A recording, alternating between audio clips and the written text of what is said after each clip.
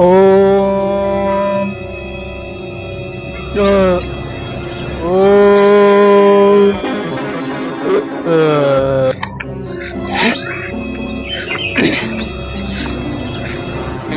बाबा प्रणाम।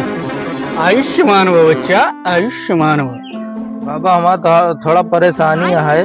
का कष्ट बच्चा? एक ठो हमारा दोस्त पैसा कुछ उधार ले ले है, हाँ, वो देवा नहीं चाहत बाबा।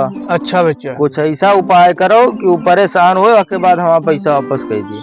अच्छा बच्चा, बैठो, हम अभी उपाय किए देते हैं। हाँ बाबा। बैठो बैठो। ओम नमो।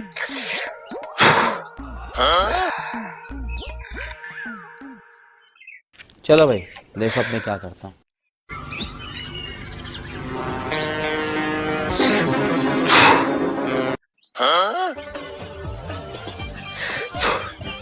चल मेरी जादू, इस बच्चे का कष्ट दूर कर और इस बच्चे का पैसा दिला।